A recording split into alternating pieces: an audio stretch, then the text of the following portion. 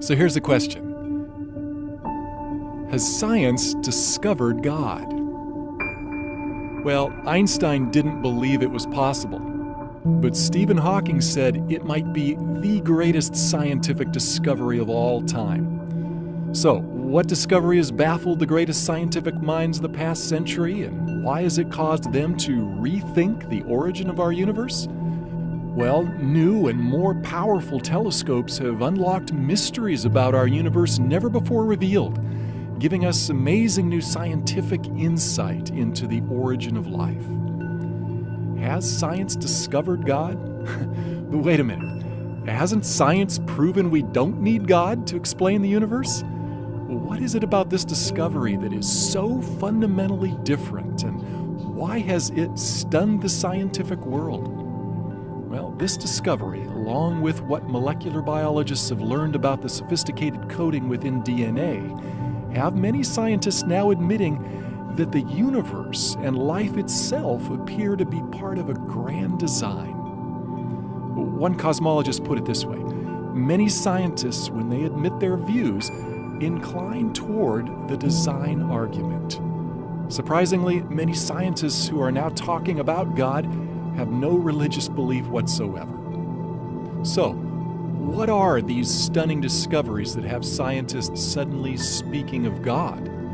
Well, there are three revolutionary discoveries from the fields of astronomy and molecular biology that really stand out. One, the universe had a beginning. Two, the universe is just right for life. And three, DNA coding reveals intelligence.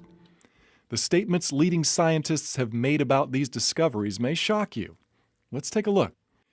The universe had a one-time beginning. Since the dawn of civilization, man has gazed in awe at the stars, wondering what they are and how they got there. Although on a clear night the unaided human eye can see only about 6,000 stars, Hubble and other powerful telescopes reveal there are a billion trillion stars clustered in over 100 billion galaxies. In fact, our sun is like one grain of sand amidst the world's beaches. But prior to the 20th century, the majority of scientists believed our own Milky Way galaxy was the entire universe, and that only about 100 million stars existed. Most scientists of the past believed that our universe never had a beginning. They believed that mass, space, and energy that compose our entire universe had always existed. But in the early 20th century, astronomer Edwin Hubble discovered that the universe is expanding. Rewinding the process mathematically, he calculated that everything in the universe, including matter, energy, space, and even time itself, actually had a beginning. Well, shockwaves hit the scientific community. Many scientists, including Einstein, reacted negatively. In what Einstein later called the biggest blunder of my life, he fudged the equations to avoid the implication that the universe had a beginning. Well, perhaps the most vocal adversary of the idea that the universe had a beginning was British astronomer Sir Frederick Hoyle, who sarcastically nicknamed the creation event a Big Bang. He stubbornly held to his steady-state theory that the universe had always existed. Well, so did Einstein and other scientists until the evidence for a beginning became overwhelming. The logical conclusion was like the proverbial elephant in the room, namely that something or someone beyond scientific investigation must have started it all. Then finally, in 1992, the COBE satellite experiments proved that the universe really did have a one-time beginning in an incredible flash of light and energy. Although some scientists called it the moment of creation, most preferred referring to it as the Big Bang. Astronomer Robert Jastrow tries to help us imagine how it all began. The picture suggests the explosion of a cosmic hydrogen bomb. The instant in which the cosmic bomb exploded marked the birth of the universe. So the conclusion is, everything in the universe came from nothing. Science is unable to tell us what or who caused the universe to begin, but some believe it clearly points to a creator. British theorist Edward Milne wrote a mathematical treatise on relativity, which concluded by saying, "As to the first cause of the universe, in the context of expansion, that is left to the reader to insert, but our picture is incomplete without him." Another British scientist, Edmund Whittaker, attributed the beginning of our universe to divine will constituting nature from nothingness. Many scientists were struck by the parallel of a one-time creation event from nothing with the biblical creation account in Genesis 1:1. Prior to this discovery, many scientists regard the biblical account of creation from nothing as unscientific. Although he called himself an agnostic, Robert Jastrow was compelled by the evidence to admit, "Now we see how the astronomical evidence leads to a biblical view of the origin of the world." Another similar statement came from agnostic George Smoot, the Nobel Prize-winning scientist in charge of the Kobe experiment. He put it like this: "There is no doubt that a parallel exists between the Big Bang as an event and the Christian notion of creation from nothing." Scientists who used to scoff at the Bible's account of creation are now admitting that the biblical concept of creation from nothing has been right all along.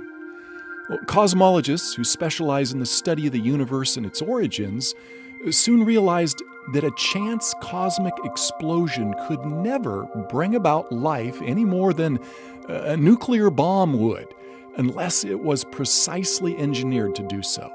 And that meant a designer must have planned it. They began using words like super intellect, creator, and even supreme being to describe this designer. Why is this? Because the universe is finely tuned for life. Physicists calculated that for life to exist, gravity and the other laws of physics that govern our universe needed to be intricately tuned just right, or our universe couldn't exist. For instance, did you know that if the expansion rate of the universe had been slightly weaker, gravity would have pulled all matter back into a big crunch? We're not talking about merely a 1 or 2% reduction in the universe's expansion rate. Stephen Hawking writes, "If the rate of expansion 1 second after the Big Bang had been smaller by even 1 part in 100,000 million, the universe would have recollapsed before it ever reached its present size." Well, on the flip side, if the expansion rate had been a mere fraction greater than it was, well, all galaxies, stars, and planets could never have formed, and we wouldn't be here. And for life to exist, the conditions in our solar system and our own planet also need to be just right. For example, we all realize that without an atmosphere of oxygen, none of us would be able to breathe. And without oxygen, water couldn't exist. Without water, there would be no rainfall for our crops. Other elements such as hydrogen, nitrogen, sodium, carbon, calcium, and phosphorus are also essential for life. But that alone is not all that's needed for life to exist. The size, temperature, relative proximity, and chemical makeup of our planet, sun, and moon also need to be just right. And there are dozens of other conditions that needed to be exquisitely fine-tuned, or we wouldn't be here to think about it. Scientists who believe in God may have expected such fine-tuning, but atheists and agnostics were unable to explain the remarkable, quote-unquote, coincidences. Theoretical physicist Stephen Hawking, an agnostic, writes, "The remarkable fact is that the values of these numbers seem to have been very finely adjusted to make possible the development of life." It all brings us to one question: the universe, accident or miracle? But couldn't this fine-tuning be attributed to chance? After all, odds makers know that even long shots can eventually win at the racetrack, and against heavy odds, lotteries are eventually won by someone. So, what are the odds against human life existing by chance from a random explosion in cosmic history? Well, for human life to be possible from a big bang utterly defies the laws of probability. One astronomer calculates the odds at less than one chance in a trillion.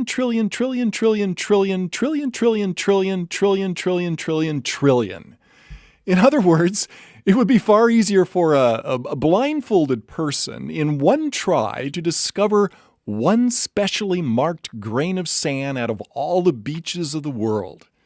Look at it this way. The odds of one random Big Bang producing life as we know it would be like one person winning over 1,000 consecutive Mega Million Dollar lotteries after purchasing only a single ticket for each. Not very likely? Really quite impossible, unless it was fixed by someone behind the scenes, which is what everyone would think. And that is what many scientists are concluding. Someone behind the scenes designed and created the universe. Well, this new understanding of how miraculous human life is in our universe led the agnostic astronomer George Greenstein to ask, is it possible that suddenly, without intending to, we've stumbled upon the scientific proof of the existence of a supreme being? However, as an agnostic, Greenstein maintains his faith in science rather than a creator to ultimately explain our origins. Robert Jastrow explains why some scientists are reluctant to accept a transcendent creator. He says, there is a kind of religion in science. It is the religion of a person who believes there is order and harmony in the universe. This religious faith of the scientists is violated by the discovery that the world had a beginning under conditions in which the known laws of physics are not valid, and as a product of forces or circumstances we cannot discover. When that happens, the scientist has lost control. If he really examined the implications, he would be traumatized. Well, it's understandable why scientists like Greenstein and Hawking seek other explanations rather than attribute our finely tuned universe to a creator. Hawking speculates that other unseen and unprovable universes may exist, increasing the odds that one of them, like ours, is perfectly fine-tuned for life. However, since his proposal is speculative and outside of verification, it can hardly be called scientific. Although he's also an agnostic, British astrophysicist Paul Davies dismisses Hawking's idea as too speculative. He writes, such a belief must rest on faith rather than observation. Although Hawking continues leading the charge to explore purely scientific explanations for our origins, other scientists, including many agnostics, have acknowledged what appears to be overwhelming evidence for a creator. Astronomer Frederick Hoyle wrote, a common sense interpretation of the facts suggests that a super intellect has monkeyed with physics as well as chemistry and biology, and that there are no blind forces worth speaking about in nature.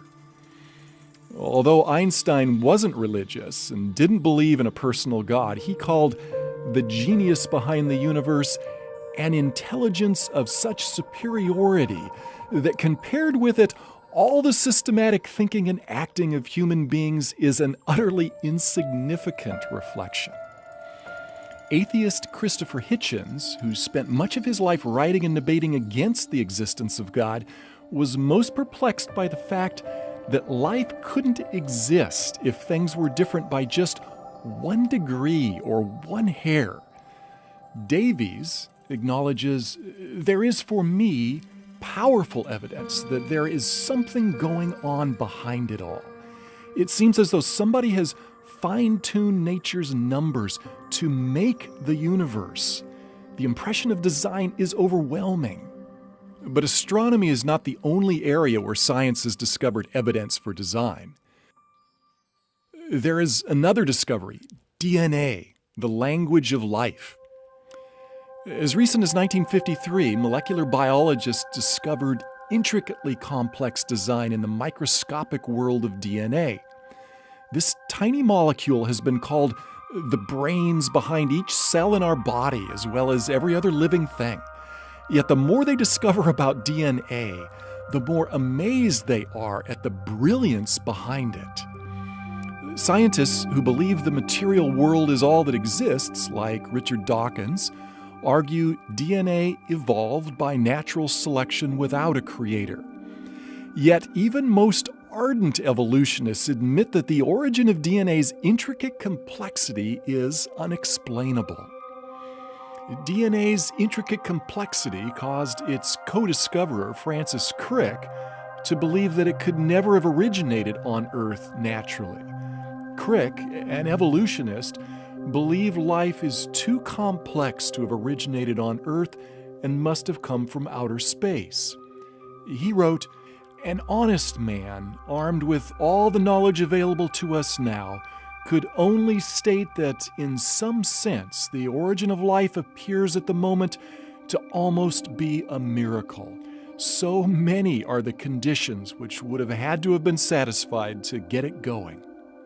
The coding behind DNA reveals such intelligence that it staggers the imagination.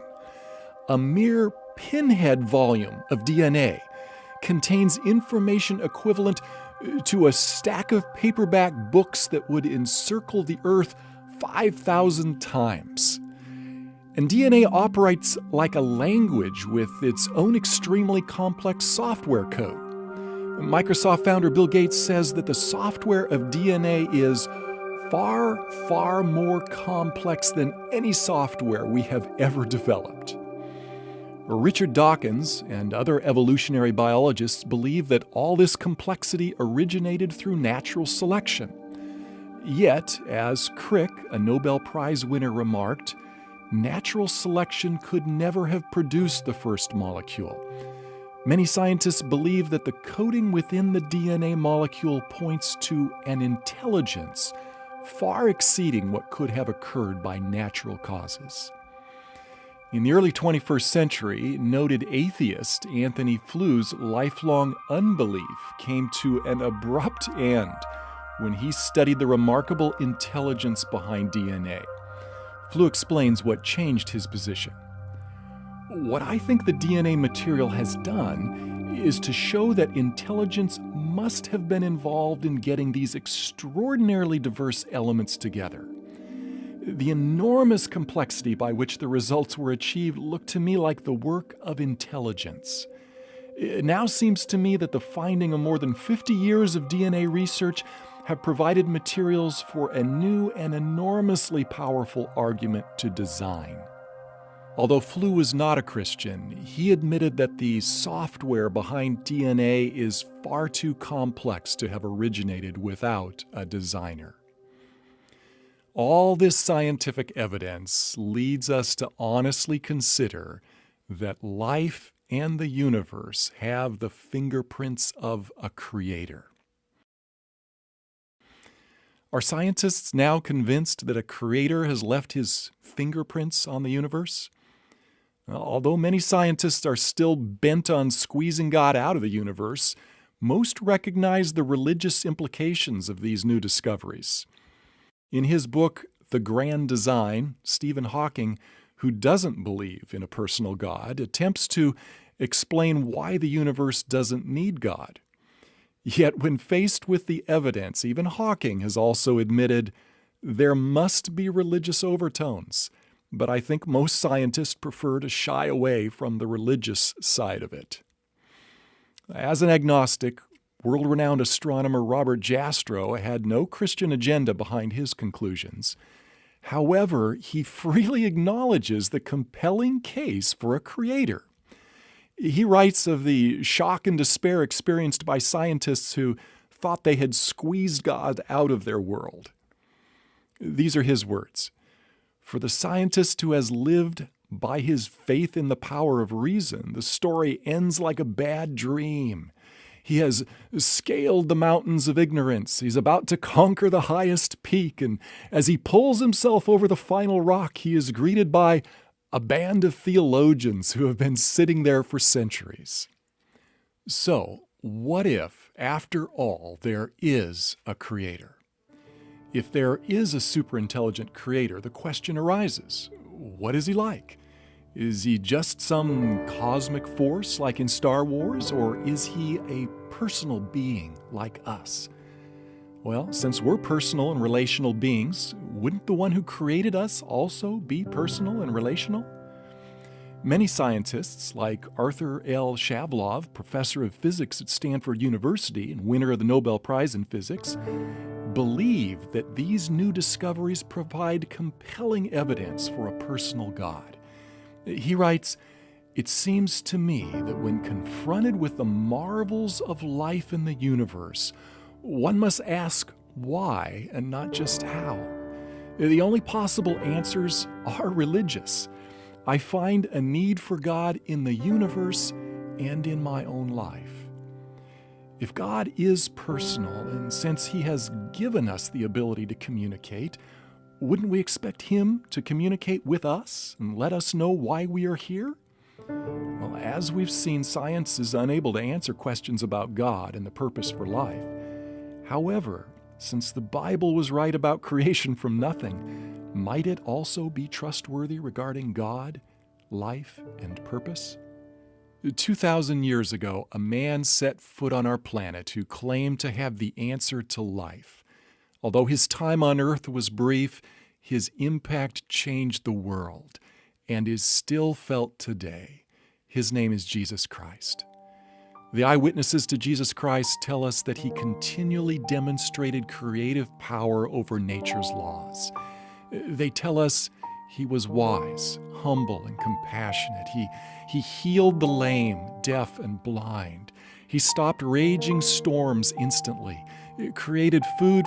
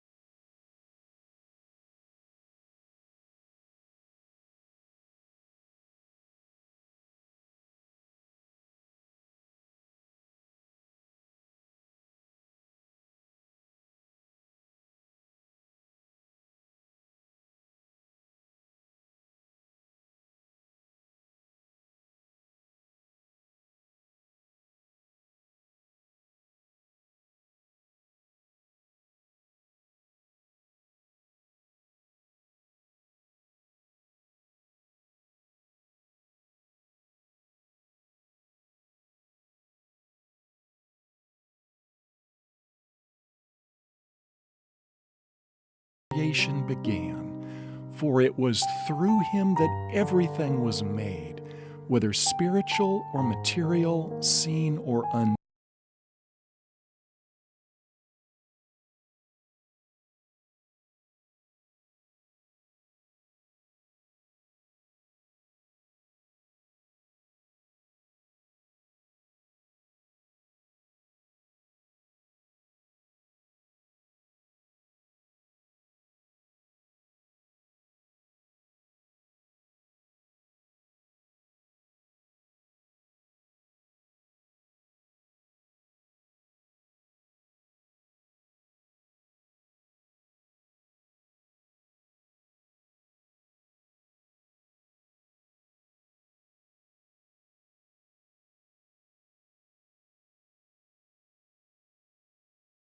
And it was necessary for Him to rise from the dead so that we too could have life after death.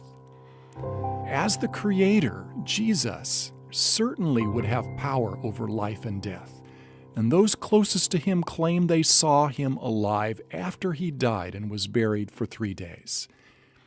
If they were wrong, then Christianity's been founded upon a lie.